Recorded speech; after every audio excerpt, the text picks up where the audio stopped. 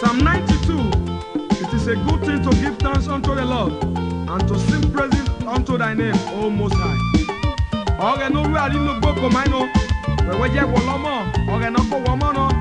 Oge no ko woza no ko wa no. Odurie ne vazume. E wa ne ba wa beru no oge no lura no. Oge na worurie no ujiru to we.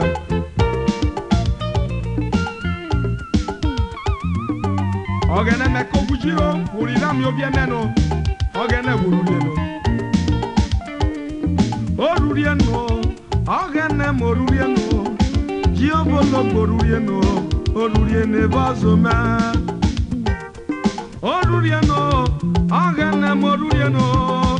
Jesu Christo rwanda no. Orurie ne vazume. Jesu orurie kona. Orurie no. Oge na morurie no. Orurie no. Orurie ne vazume. Wale lo me manjide. Orurie no. Oge na me no orurie no. Orurie no. Orurie ne vazume. Awujoro no. Egba bori arona rona. Adesia se ta fe mako. Oge no ruri eguzu azoria. Fikere ko jiro. Awojo no metule. Igo mewa na ruye temero bigo na. Oh, oge no ruye ko wa ku jiro. O ruri no. Ato na no ugu no. Ato na bebe grano. O ruri ne vaso me. Oke janu bemu. Enyenya vo mejemo. Oge no ko musibo no mama. Ruri ne vaso me. Orurie kuma, orurie no, amen. Orurie no, awa bawa jibie kuma. Orurie no, amen. Orurie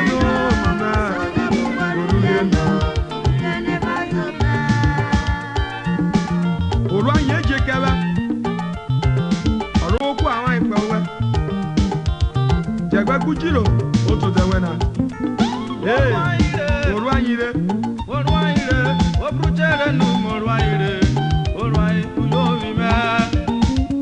E ane bikora kona, orwoko orwaire, orwaire, wejiro, orwai uyovi me. Jesu ruro kebe, orwaire, orwoko orwaire, Jesu ruro kebe.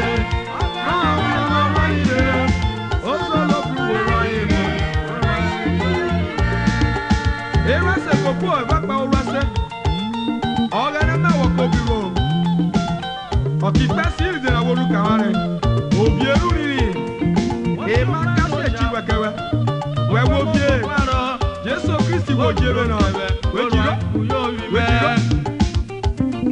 akoma oluro kebe orwai uyowi me Jesu oluro kebe orwanyire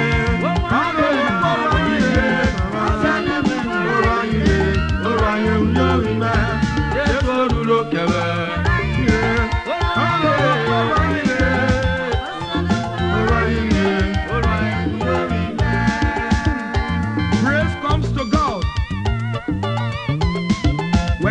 Your blessings. Jowokele galena wakoga nujiro. Oge no rari no gbe guzu azora. Agogo mena oge no rira mi obie meno. Eh, ajire. O rurie no. Oge no yo lemeno. Oge no yo lemeno. O rurie ne vazo me. O rira mi obie meno. Oge na me laboso wa. Wote yo lemeko me. Orurie ne vazo me, orina mi obia meno, orurie no, aga na marurie no, aga na me orurie ne vazo me, Jesu orurie no, orurie no, ole orurie no.